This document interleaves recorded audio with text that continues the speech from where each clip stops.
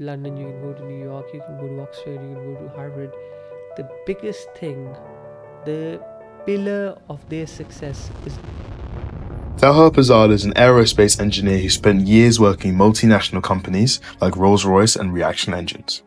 He is an Oxford PhD graduate and through experience has learned the best ways to helping people to be successful when wanting to work in these industries.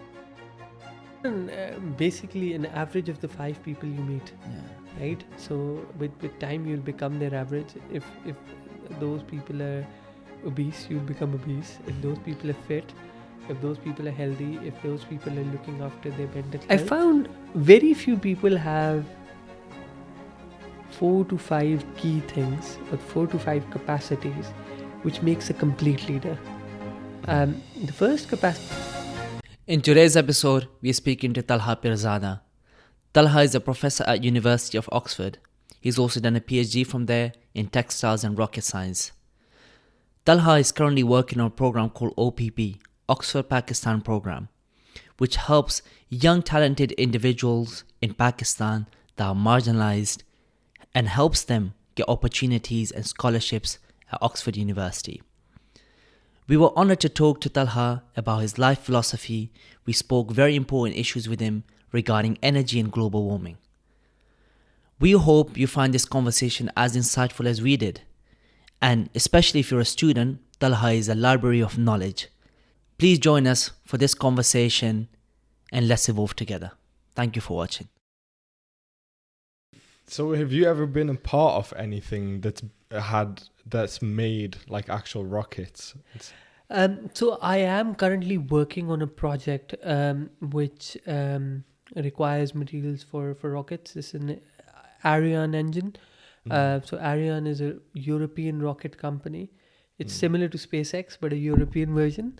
So yeah, I do work on a project with them. Okay. So do you think it's actually going to be possible for us to get to Mars?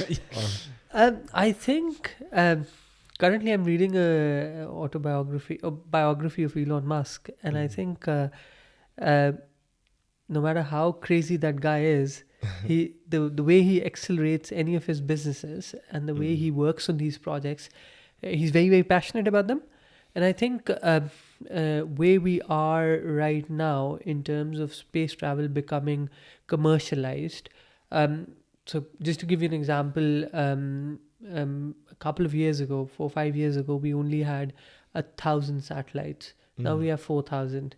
And the plan is to go up to 12 to 13,000 in the next year or so. Wow. So the acceleration is exponential. And now SpaceX is setting up a spaceship called the Starship. Once that becomes live, sending a payload to space, to outer space, would become a much cheaper reality. And no matter what you do, you need to get the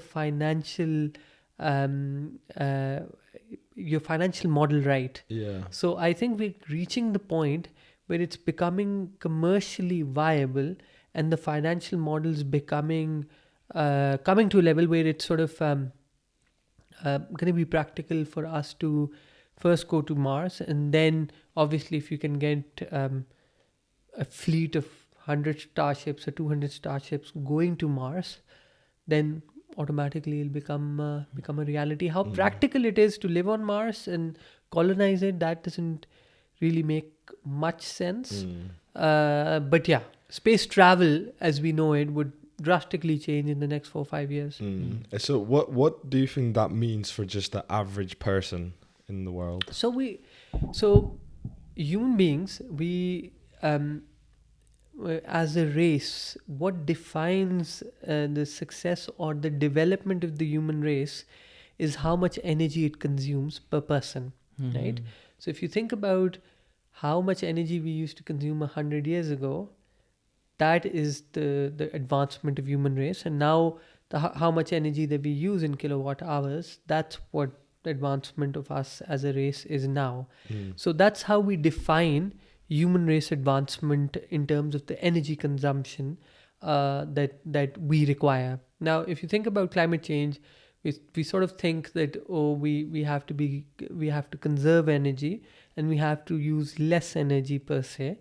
but yes, there's a positive impact of that. But if you want to solve climate change problems, if you want to solve any of the problems currently faced, whether it's health, whether it's food, whether it's education, you need to increase the amount of energy used per person.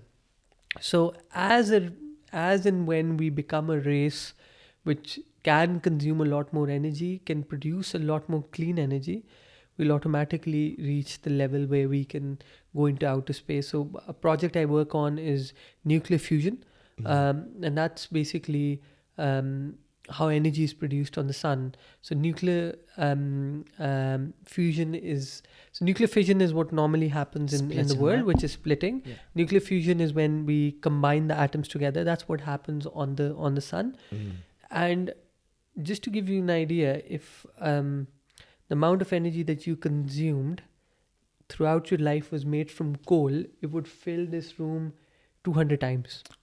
That's crazy. Wow. If This we is a took- big room, by the Yes. way, Big room, guys. yeah. Yes, and if, for example, we did the same thing with nuclear fission, which is the current nuclear project, or the current nuclear energy harnessing methodology, it would fill a can of Coke. The fuel that is required would fill a can of Coke. But now, if you move from fission to fusion, that is way, way, way less.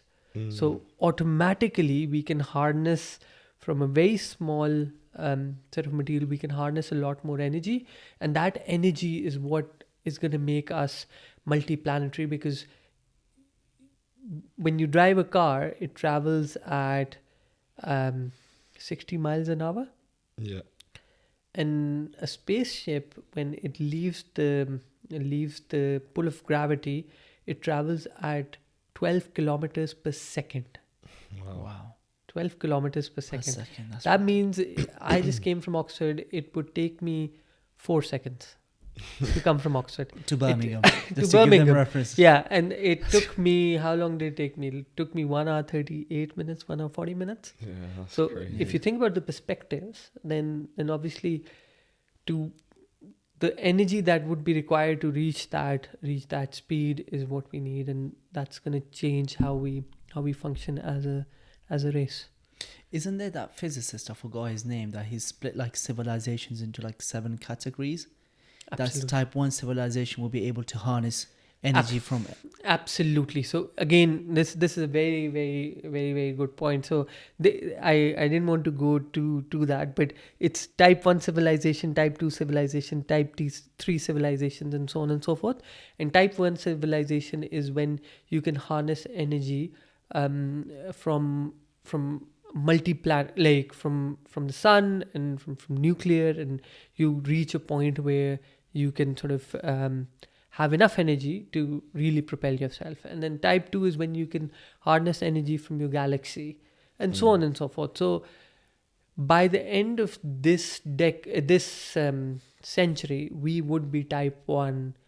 You think so? Yes, that's what is predicted by science. So and that all of that would be dependent on how successful we are in terms of nuclear fusion. And how we are going to be successful in nuclear fusion depends on what material systems we have. So that's what I work on. I work on materials that can be used at those temperatures. We're talking about millions of degrees centigrade To be able to handle that. to be able to handle that. It's usually so a nuclear fusion reactor is the hottest place in the entire universe in a lot of ways. So, and that's right next to Oxford. Yeah. So if anything goes wrong, we're screwed. But having said that, that's how humanity is going to really progress. And unless we become type 1, which is what a lot of us are working on, we won't really. So this idea of us using less energy and becoming all green, yes, it's good, but that doesn't solve our problem. That's not going to reverse climate change. That's not going to finish all our health issues, food scarcity, climate change, water levels rising up. The only way we can do that is if we can harness a lot more energy, in a clean way, without destroying the environment, like what we've done over the past 300 years after 300 years after the industrial revolution. But without the industrial revolution, we would not have been. So the idea of being it's beautiful being having a very clean kind of hippie mindset where you want everything to be green and let's live and let's be with peace and stuff. Like, do you know what I mean? Like, there's a certain mindset that, oh, we can live in nature and all of that, and why did we destroy the planet and stuff? Yes, there have been a lot of issues because of I think industrial production, but a lot of things like life expectancy nowadays, it's all because of industrial revolution. The way we travel is because of industrial revolution. Trade has changed because of industrial revolution. So everything comes with a positive and a negative. So there's always benefits and drawbacks. An opportunity cost. So humanity has progressed massively in the past 300 years. But it has had a lot of negative impacts, and the only way to overcome that is producing clean energy. Do you think right now this push towards using less energy could be a bit counterproductive in the long run? I do think so, because if you think about the developing world and the developed world and the developing world, right? So we divide it in. We used to call it the third world, but now we've become more politically aware, and now it's called the developing world. What is different? The difference between Pakistan, the UK, or Pakistan and the US, or Zambia and the US per se, is defined by per capita energy that we have access to. So calling that, and the biggest recessions. Think about what's happening in Ukraine, right? There's obviously a humanitarian issue, but that's giving rise to an inflation, right? So all of us have faced inflation in the past two and a half years after COVID, and as soon as the Ukraine war started. And the reason was energy dependency that we had on Russia became extremely volatile, and we didn't want to use, because of political reasons, we didn't want to use that energy. But what did that do? It increased the inflation level in the UK to 11%, which all of us faced the grunt. I'm not saying that we should not have done that, but what I'm trying to say is that it was the energy issue that was really causing the problem. That's really interesting that not many people actually look at it from that lens, like put energy at the forefront of things. And I think it's also interesting that we're not even a type 1 civilization. We're about 0.73. The last time I checked, I think we were 0.73. We've not even got on the ladder yet. Yeah, absolutely. So what does a type 7 civilization look like? So type 7 civilization is you traveling at warp speed, you harnessing energy from different planets and different suns and different solar systems. So at the moment, you can't harness energy from the sun per se. Yes, the sun sends its energy to the earth, and we put solar panels and we harness it, and that's what we call harnessing energy per se. But that's not really what we're talking about over here. It's absorbing everything and then using that to propel yourself. So that would be, and I think type 7 we won't exist as we exist, right? What is the biggest problem in humanity right now? We have a limited shelf life, right? What is our shelf life? 80 years, maybe 90. If we're not lucky, we might go in 55.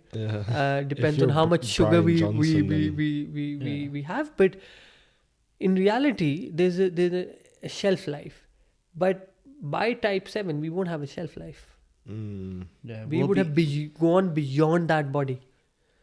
So it's a very scary and interesting phenomena, but you'll be at a very different level. It's like that. I forgot which TV show it was, but you can like upload your consciousness into things. Exactly. Why? What is the reason that we die? what is the why do we cease to exist per se? Because our body, the systems in our bodies stop functioning, right? So what happens? We face cancer, right? And that's one example, but might face a heart disease, a liver disease, a muscle disease, and then slowly our body starts to degenerate, and then after a point we cease to exist, because the body that we our consciousness lives in does not work anymore. But even with Neuralink, like, you can see that you can control a lot of the diseases in the body. They're related to your neural networks. Yeah. So by controlling the neural networks, you can make a person whose hand's not working, you can make that person's hand move. So when we are type 1 civilization, type 1, we would be able to face or overcome all these problems. Wow. I'm just talking about disease problems. So life expectancy over the next 70-80 years would be massively enhanced. If Elon Musk can actually make that into a reality, the Neuralink thing, and making like people who can't walk again, that will be probably one of the greatest achievements, I think. I agree. And people who can't see again. That almost sounds like a miracle, like a magic, like that's the sorcery. thing. Yeah, 100%. The thing is, that's the beauty of science. Like, in a lot of ways, everything can be solved if you can put time, energy, and think about HIV, or you think about cancer. Even that's too much. Think about pneumonia. 50 years ago, we couldn't solve it. Yeah. People who would be suffering from pneumonia, or let's say 100 years ago, if someone's amputated because of an issue or a battlefield wound, they might not. The chances of them surviving after that might be 5%, 10%. Yeah, very low. But in the past 200-300 years, with the advent of you can call it the steam engine, when we started harnessing energy through different means, and there's a very interesting book I was reading. For a long while, the reason why people weren't really interested in the steam engine was because you didn't need that much energy, or the engine wasn't really viable, or it wasn't really producing enough energy. So as London expanded, you wanted stoves that could heat. So initially, when London was small, you could just transfer wood through water, no issue. But as London started expanding, the wood wasn't enough, and by the time it took for the wood to reach the center wasn't practical. So it automatically financially made sense for people to take out coal. And that's how coal started coming as an energy sort of a fuel. And then that revolutionized a lot of things. We call coal a bad fuel and a dirty fuel, which, to be very honest, I'm not a supporter of any fossil fuel. But the idea is that coal back in the day changed the trajectory of human beings because of the invention of the steam engine and so on and so forth. So in a lot of ways, a lot of very random events, the expansion of London resulted in the financial viability of coal to be taken out. Like, you think about shale gas. 2-3 years ago, shale gas was very, very popular. COVID happened, shale gas went down, because now it's not financially viable anymore. So the financial viability of any of scientific endeavor is also key.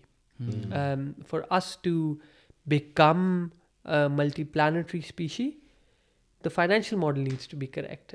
So Elon needs to fix to make sure that his SpaceX rockets, the Starships, or whether it's the Ariane rocket company or the Chinese space agency, all these companies or all these institutions, they really need to get the financial case right. Yeah. Do you think this sort of dependency on the financials is a big reason why more things in healthcare haven't been, more cures for diseases haven't been found, because people just aren't pooling enough resources into it because it's just not financially viable? They don't have an incentive to do so. Absolutely. I think that's where the government comes in, right? So a lot of things need to be funded by the government as R&D, right? So when it comes to fundamental science, so science is divided into, again, 7 levels. They're called technology readiness levels, so TRL levels. So one is when you're doing very fundamental science and there's no practical application for it. I'm looking at, let's say, the tip of the mic, and I'm looking at the atoms and how those atoms are behaving. No one really cares about, there's no financial incentive to that, but that's fundamental research. But as you climb up the ladder, it starts to become more and more financially viable.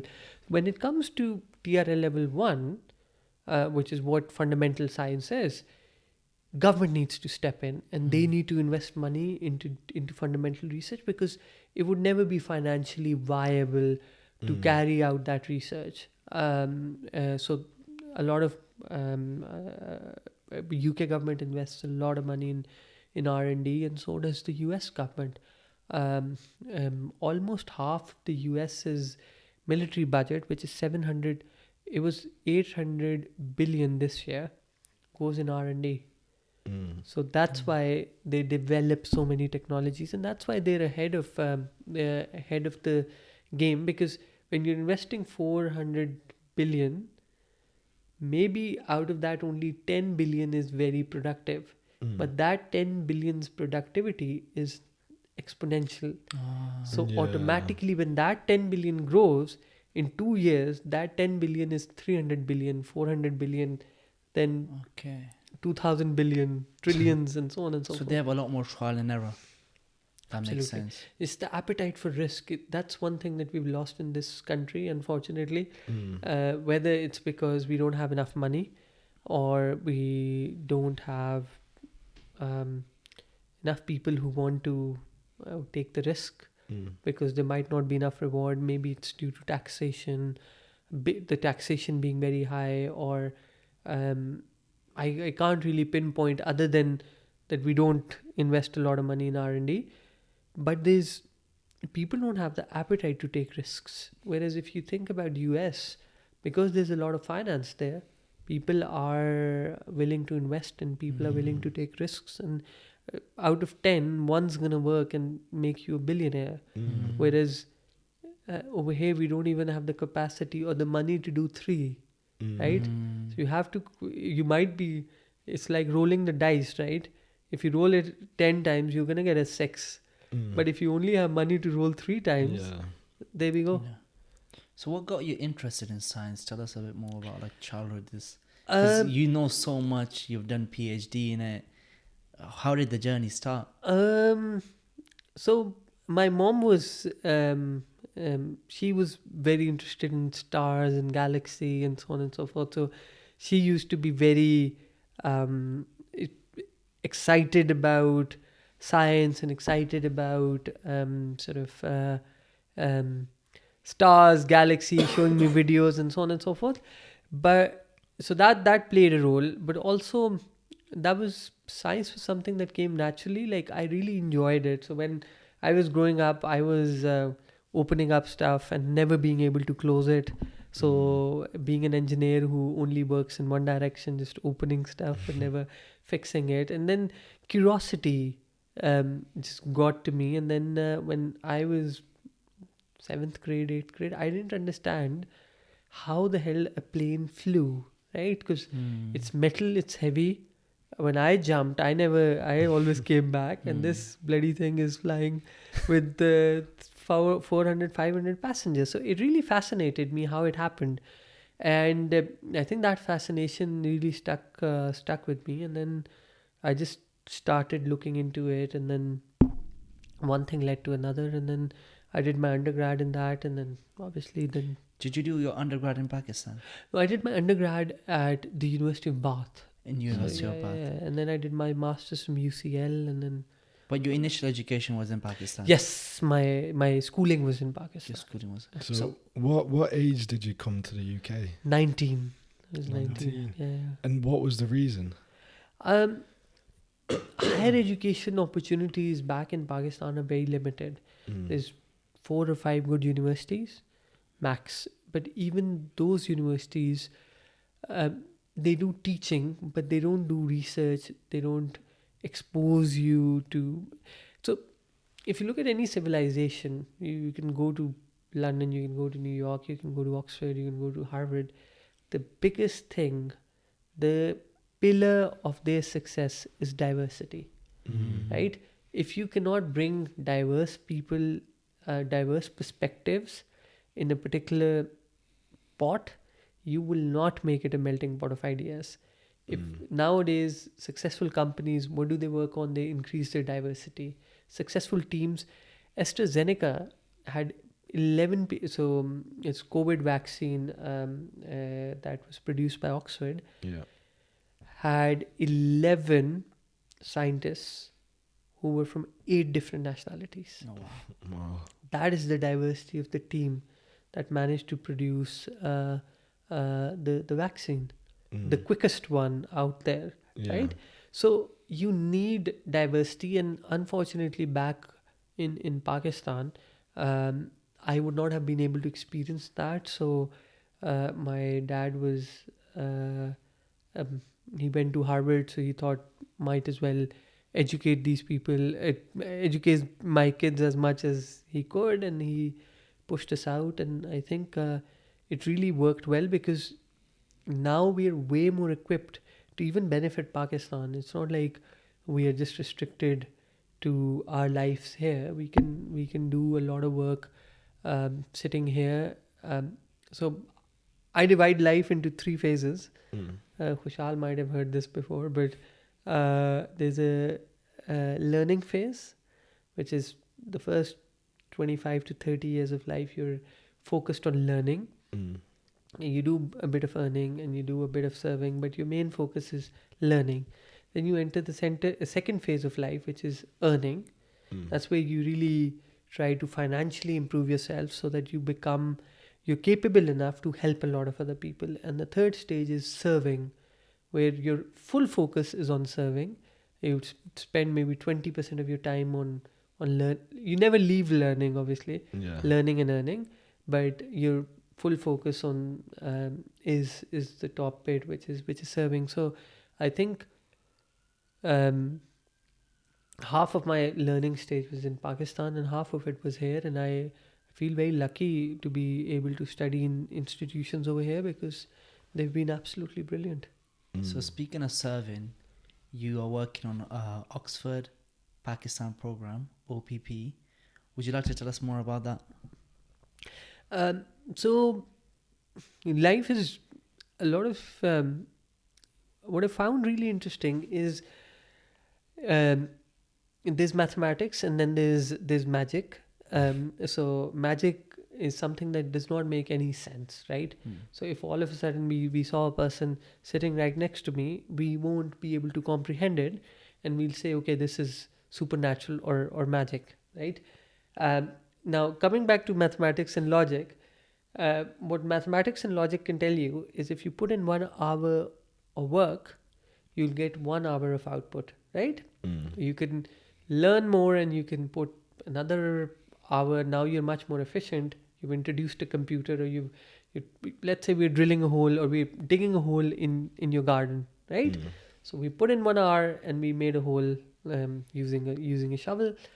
Now you've bought a machine, so now your hole's going to be much bigger, but it's output again, so it's a linear growth. So Yeah. obviously having a gradient like this initially, now your gradient's a bit steeper, Steeper, yeah. right?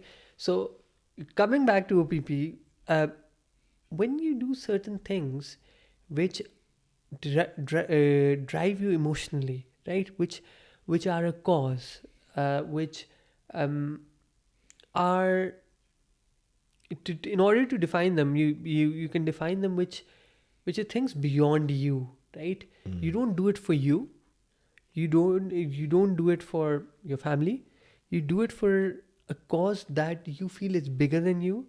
You do it for something that um would not, like, it's not a personal thing anymore, right?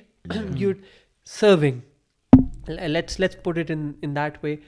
If we want to define serving is when you try to first become like a tree with a shade, and then that shade can be used equally by a lice infested dog or a king, right? So that is the true nature of serving. When you do not differentiate between who you're serving, you morph yourself into a person, or you develop yourself into a person where it's completely the same across the board.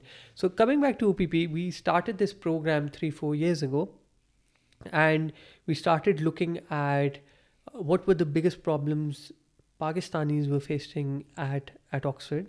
And we realized a lot of students used to get admissions, but they didn't have the financial resources to make the most of their admissions, because without funding you can't really study at such an expensive university. So we started thinking about how we could facilitate that, and we set up this program with Haroon and Malala and Minahil and Professor Adil and a few of us, and we started looking at how we could make this program a reality. In 3 years, fast forward 3 years, this year we gave funding of more than £450,000. Wow. And the idea of when I was talking about mathematics and magic, mathematically it doesn't make any sense, right? So the amount of time we've put in and the amount of output we've got, or the amount of people we've impacted, it doesn't make any sense. So it's sort of completely illogical. And the reason why it's in a lot of ways exponential and illogical is because it's beyond us. And it's that serving stage where if I do the same amount of work in any other field, where let's say I'm working on my career and working in the university, if I put in 10 hours, I might get an output of 6 hours, 7 hours. If I'm really, really lucky and I'm very focused, I might get an output of 9 hours, right? Yeah. Over here, when we used to put 10 hours, we used to get output of more than 100 to 200 hours. So this was the first time I realized how crazy the concept of linear and exponential growth is. Linear is when we want something, right? And we work towards it. And exponential is when we don't want something, but we want something for others, or we want to do something for something that's beyond us, right? So leaving our personal output or personal benefit aside, like if you think about Nelson Mandela, I was just talking about him earlier, like the output he achieved, very few men in history or women in history would have reached that level. Yeah. And his lifespan, he wasn't type 1 sort of species yet. He was still part of our day and age. He passed away 4-5 years ago. Yeah. So, but his output, or Martin Luther King's output, or even Einstein's output, or Gandhi or Jinnah, or so many other leaders who've really changed the course of history, they were emotionally driven people, or there's a concept called ishq in the Eastern philosophy world, and ishq is when you lose yourself in the frenzy of the thought. Is it Uh, obsession, in other words? It's obsession to a crazy level. So there's this couplet which says ban gaye manzile maqsood aap jo talashe yaar mein gum ho gaye. That if you lose yourself in the discovery of the beloved, you actually become the beloved. You actually Oh, become wow. the destination that you're looking for. Rumi has something similar too. He was like, you know how he lost that friend, Yeah, yeah, and he yeah, was yeah. like, I went out looking for you, and trying to look for you, I found myself. That you're Absolutely. always there. Oh, That's the thing. Like this That's is the powerful. key. If I wanted to give one takeaway or give one message to anyone who's listening, it's realizing how you can grow exponentially, and exponential growth is linked to a cause bigger than you. I was reading, as I alluded to earlier, Elon Musk's book, but I've read Bill Gates, I've read Steve Jobs, I've read Einstein. Like, I only read biographies, right? That's my love for books, because I really want to see how people, what made those people who they are. And one thing in common that all of them had, they were about crazy passionate about the thought and the idea that they wanted to work towards, and that idea was not for them. That idea, like, what makes Elon crazy, he wants to go to, he wants to colonize Mars, because he thinks as a race we can't succeed if we still so that's his drive, right? Same goes for Steve Jobs. He wanted a computer in every household, right? He wanted people's life to be changed by a MacBook. And since he's passed away, I think Apple's really lost their Midas touch, or their magic spark, because there's no person driven at that level who could really sort of revolutionize the way of thinking. Yeah, this is one thing we've spoke about as well. There's a lot of people in like high positions, but there's very few people who are actually good leaders and have that, like you said, that Midas touch, or that something special about them. So how do we gain that? And I'm losing my voice for some reason. So how do we gain that? I think there's few people that I've come across in life that have really, really inspired me and impressed me. Most of them are in books. There's very few alive who I've come across, but there's a lot of things that are common amongst all of them, right? And I can divide it into different capacities, and then I can define the properties as well. I found very few people have 4 to 5 key things, or 4 to 5 capacities, which makes a complete leader. The first capacity is intellectual capacity, right? So intellectual capacity, a lot of people would, actually very few people have it, but that's when you can really think beyond yourself. You can think about ideas, you can think about strategies, you can set up teams, very highly driven teams, and so on and so forth, and you know exactly what you're talking about. No one exactly knows what they're talking about, but you have the courage to make the decisions with the limited information that you have, and you have the capacity to analyze that situation. So intellectual capacity is very, very important. Then there's social capacity, so having your networks, right? You're as good as your networks. So you build yourself intellectually by reading books, and by going to university, and by interacting with people, listening to podcasts. I'm listening to business movers these days when I drive, and it's really helped me grow as a person. But podcast or Empire on by That's a good one. that's a very good one. William and Anita Anand. So that's a good podcast. So growing yourself intellectually, then growing yourself socially. So your networks is what is really going to define you, right? We hear this, but we don't realize. Let's say you want to open up a school, right? You guys want to open up a school. You guys need money. if you want to open up a school, most probably that school is going to be a charity school, right? So it might not be for profit. Most probably it's not going to be for profit. So you need to raise money, right? How do you raise money? If all your friends are in a stage that they can give you $100, let's say you have 30 of them, right? Mm. So you'll make £3,000. I don't think a school would be, you Yeah. can start a Yeah. school from that. But if you have a bigger network of key individuals who can actually help you, who can link you to other people, then you might be able to raise the funds that can take you there. Or let's say you want to do anything in life. I would suggest make a list of your top networks that you have right now, 50 to 100 people, and don't be making a network is about giving to that network. So if you want to make a true connection, you don't take from that connection, you give to that connection. And you keep giving to that connection till that connection becomes so solid that now that connection and you are very, very united. Like you think in the same, you dance to the same music, if you know what I mean. Yeah. And then you can talk about your vision, and people are gonna stand with you and follow you. So network is very, very important.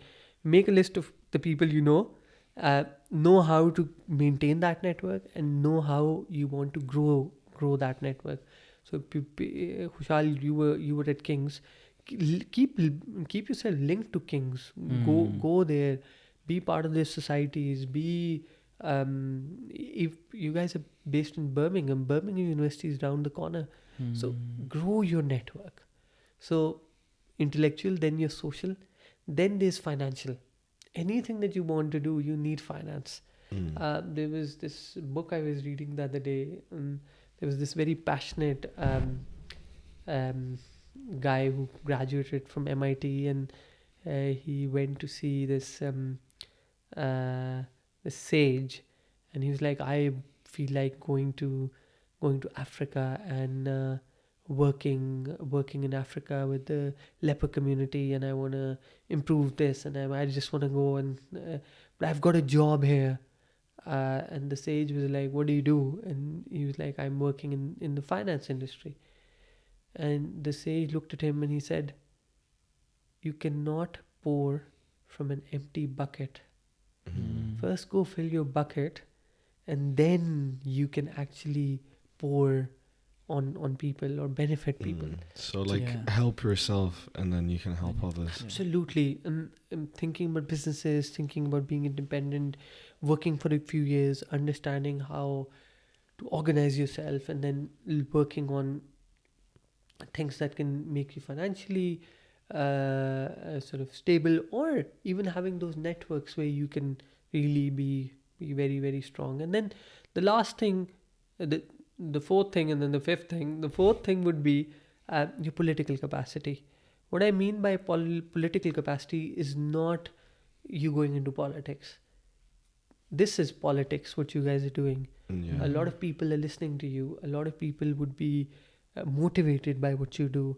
OPP in a lot of ways is our form of resistance to the inequality that our community faces, right? Education, fighting for education, or what's happening in Afghanistan, raising your voice, or what is happening in Gaza, raising your voice. Anything that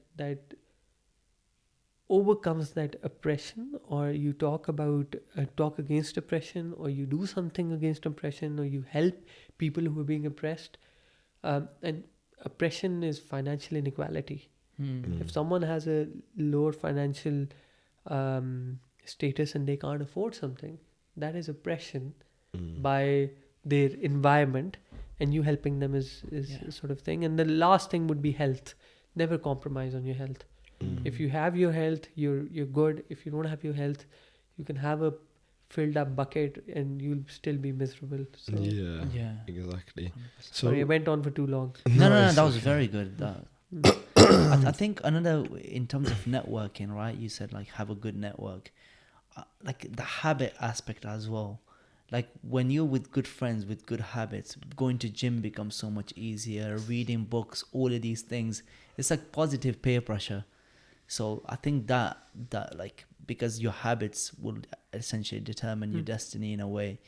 I think that was one of the things that I learned from like being, You're basically an average of the 5 people you meet, yeah, right? So with time you'll become their average. If those people are obese, you'll become obese. If those people are fit, if those people are healthy, if those people are looking after their mental health, The 5 people closest to you. absolutely. And it's very easy. Just you look around and you calculate who are the 5 people I'm spending the most time with, right? Mm. In 3 weeks, you'll realize, oh yes, my life is good, or oh shit, I really need to up my game. yeah.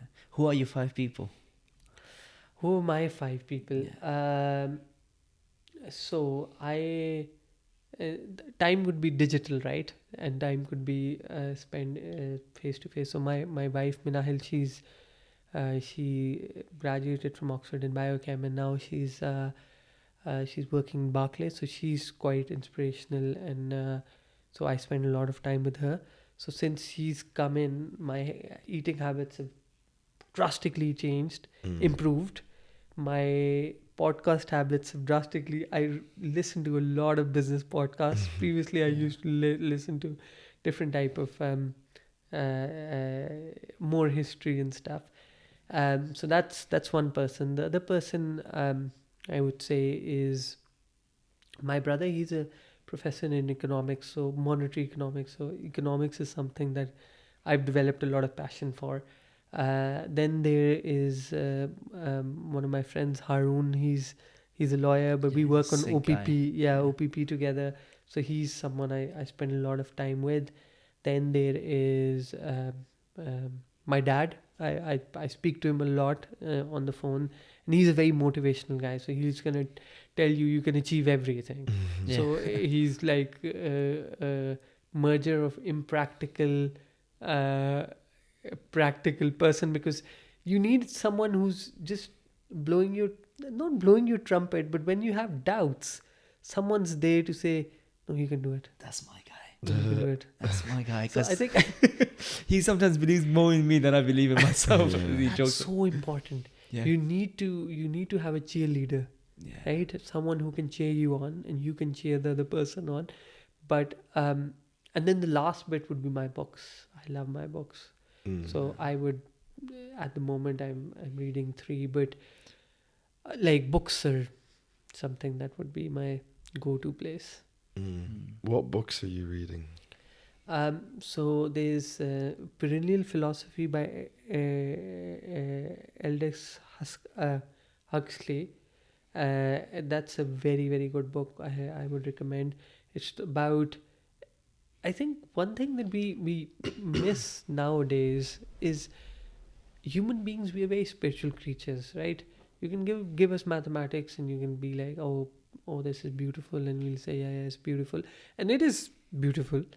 But we also need something that can spiritually keep us calm and keep us happy, and consuming that kind of content, whether it's religious content, whether it's more just spiritual content, whether it's humanitarian content that live for others, and all these concepts, because they're common.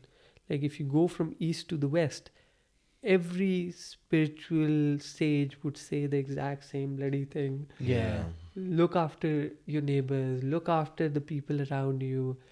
God lives in others, He's living in other people's hearts, or the universe will conspire for you if you work for others. You give in order to receive. Like these are, there's no differentiation between east and the west. When you look at these fundamental messages, they're all the same. So spiritual consumption, stuff on spiritual consumption, I feel is very, very useful. I think the biggest issue right now that we are facing is probably a lack of spirituality. Like we've spoke about this before. So like, how do we get past that today when there's so many distractions? Like everything is calling you to be less spiritual, basically. Yeah. So how do you get past that and see the bigger I think picture? you look at the positives, right? So for example, what effect would let's say, yoga, right? Yoga is a way where you're looking at your kind of looking at your spirituality, you're connecting to the universe, you're calming down, you're doing exercise as well, but you're really connecting to something beyond the clutter around you, right? So in a lot of ways, if you want to, the what you suggested at the moment, that's why we have the highest mental health problems at the moment. We're lonely. We do not live in the same community spaces that we used to, where family was 80 people. I'm sure, Khushal, you would remember, and you will remember that as well. But what I'm trying to say is, like, the community feels gone. Now we all feel very lonely, and then all of a sudden, religion's just been called, oh, it's an opium for the masses, and it's just complete nonsense. And um, okay, let's for 2 seconds assume that's the case. But what is going to replace our inner peace? So let's say I've been wronged today, right? Someone, I was passing by and someone was racist to me, right? How am I going to come to terms with that? I need some form of methodology that is going to make me feel like, okay, I have forgiven this person because, oh, my religion says this, or because this is going to help me spiritually improve myself, or so on and so forth. And I think that's where we lack as humanity, because we've all of a sudden come up with this scientific notion that we don't need any religion and anything, but we don't want to the need for humanity's need for some form of spiritual um, uh, health, spiritual input Guidance. is there. Yeah. Yeah. You can't just say all of a sudden, that this is all farce, and then say, so what are you replacing that with? That's, and I think education system, like, they make you very critical of religion, right? But then they're not replacing it with any. That's the thing. Like, you like water, right? Like food, you have a spiritual nature to you, and that's just human beings, right? We're emotional creatures, right? We need emotional warmth. Yes. We're not machines. We need emotional warmth. We need the love of our parents or our family. If we're not being provided that, the machine's not going to function properly. Yeah. In the same way, everyone wants to take religion out, but how do we feed our spirituality? How do we feed our and the problem is, like, a lot of ways, I guess we diverting from the topic, but in a lot of ways, when we talk about religion and it being used negatively, it's always been used for political reasons. Yeah. Like, it's more the politics than the religion that is where the problem lies. Exactly. It's more how someone used it or manipulated it, because every religion says, look after your neighbor, look after everyone. If there's a sheep, look after that. Tree, don't cut trees. Like, Yeah. it's just I think a lot of people fail to understand this because they say, look at all these bad things and all these wars happening in the world. It's because of religion. No, religion is the excuse they're using. It's a veil. Absolutely. They would use any excuse they could get if religion wasn't there. And that's the thing. That's true sort of awareness of our surroundings. It's all political. Exactly. Yeah. And then the easiest tool in politics is religion. The easiest tool, because you can, like, for example, how can you manipulate a person? What is the easiest way of manipulating a person? God said so. God said so. Do not educate that person. Give them a complete nonsensical story that they're gonna go to heaven or whatever, and they're gonna get whatever in heaven if they did this inhumane, wild thing, and they'll do it.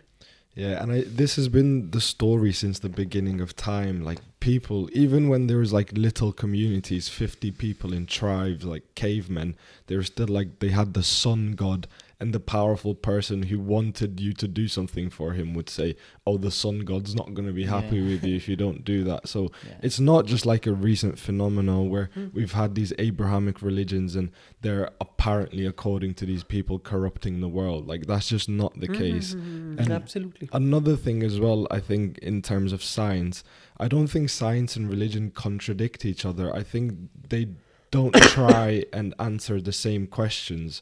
They're answering different questions, so they can't contradict each I other. agree. I think that's the thing. One is feeding your spirituality and one is feeding your logic, right? The problem is when religion starts to answer scientific questions, or when people who are following a particular religion start to look at solutions from their scriptures and answer scientific questions, that's going in the wrong direction. And then when science starts to look at religion very logically, then it goes. So I think they're two very different things, and they can be kept different.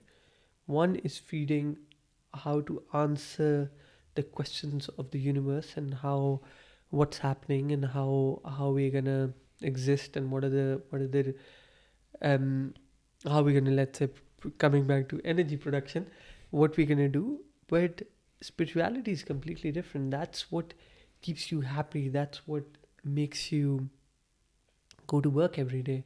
That's what makes you bear every pain that you're suffering from. Life is harsh, man. Yeah, people Life gonna is die. harsh. Yeah, like you're say gonna 80 years, 40, 50 years later, I'm not going to exist, but you might have 10 years left, right?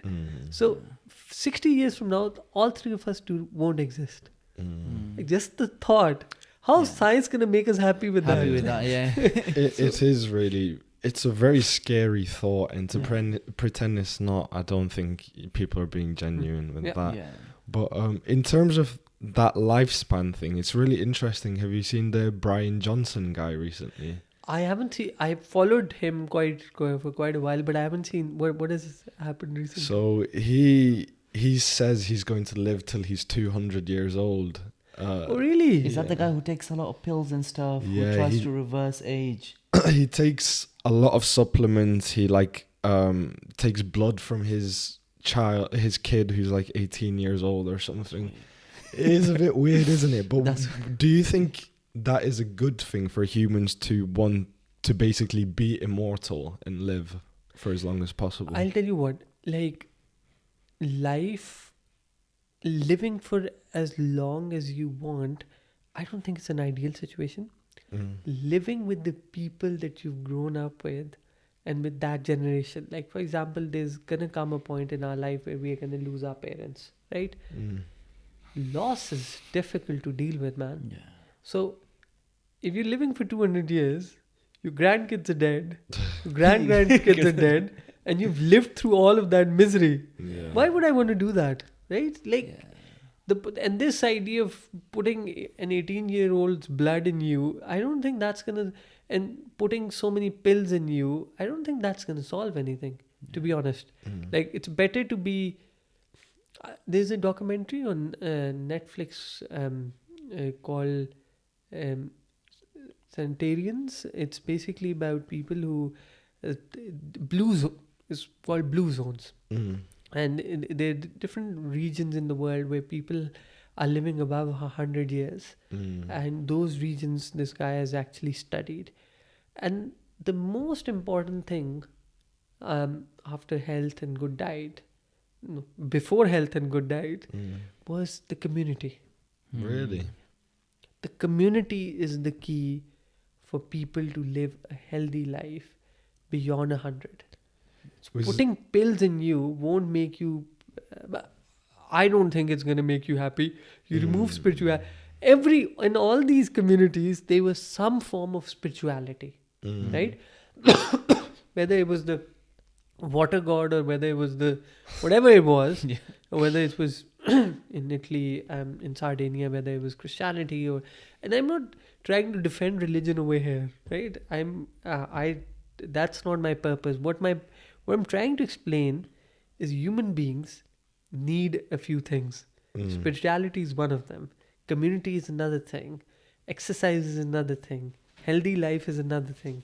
So all these things play a vital role in living longer. And pills are not the key. The key thing is your community, your exercise, what you eat, obviously. Yeah, I think the community thing, I think one big reason that might be is because you'll have less stress. Because me and my brother were speaking about this recently. Like, there's so many people who live a very healthy life, they exercise a lot, but they still die prematurely. And then there's just other people who are like walking around the mountains, like just minding their own business with their family, and they live till over 100. Like, they're eating not great food. So I think this, I personally think the stress factor plays such an important And role. you're 100%. absolutely right, man. You're absolutely right. And what limits the stress is the community, Yeah. right? Yeah. Who can you talk to? And I who can you? There's two levels of people. There's two types of people. I was reading this study once, and they found out that the thing that kills you most is loneliness. Yeah. And then loneliness was defined into two categories. There's the first category is people who are very close to you, who you can borrow money from.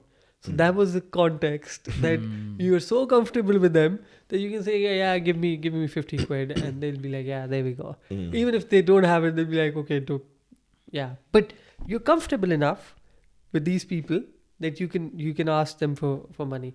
And the second is meeting random people, right? Random people means you don't even know the person. You went to the shop, you went to Sainsbury's and you bought something, and then you said hi, and then they smiled and like, how was your day? And oh, the price of potatoes is gone, blah blah blah. You have small nonsensical talk, and then you come back, right? These are the two most important things. If you don't do that, the third thing is cigarettes. So cigarettes have a lower chance of killing you than you not interacting with random people, and then you not having those close people. So the most important thing wasn't exercise Yeah.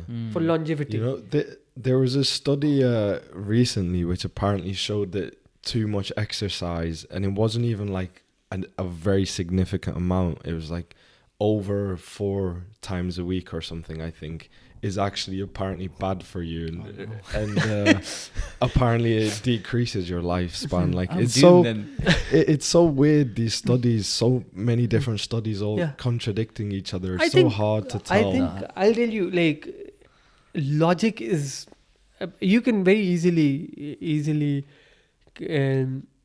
go through all of this and find out what the reality is, right? You might have relatives who might have lived longer, and you might have seen people around you, and I think the key thing that I saw was exactly what I saw in Blue Zones and what I read in this paper. Contentment, man. Being content. And how can you be content? We just discussed 2-3 minutes ago that life is pretty shit overall. Like, it's not gonna end well. We all gonna it's not die. gonna We're end gonna well, get everything. old. It's the British weather. I think all of it plays a role. But life, in a way, is a very difficult thing. And I think being content, being happy, being comfortable. Yes, this is, or what we call being thankful, or being thankful for what you have, and being happy for what you have. That's the key thing. And obviously that can only happen. You can't be content and lonely, right? So you have to have that community to be content, and you meet people and they smile and they care, and you are looked after, and so on and so forth. And then you walk and you exercise and all of that. So being content with what you have is very, very important. Yeah, I think that's an amazing message, and I think that's the best way to end the conversation. So I want to thank you for coming on today. My pleasure. Thank you so much. No worries at Yeah. all. It was lovely speaking to both of you. It was a very interesting discussion. So Yeah, Yeah. and it was great speaking to you as well. I don't know why I started to sound like Thanos midway through, but it's okay. It's not a big of a deal. Where can people listening find you? so I'm on LinkedIn. So Talha Pirzada, and I'm on Twitter as well. So yeah, LinkedIn and Twitter. That's the Okay, main- perfect. We'll put it in the description, guys. Yeah, Do check it okay. out. Once again, thanks for coming on, You're and welcome. thanks everyone for listening. Cheers. Thank you so much, Talha. Thank you. Perfect. Bro, I learned so much from you. Yeah, that was. Yeah, that was. Yeah, that was. Yeah, that was. Yeah, that was.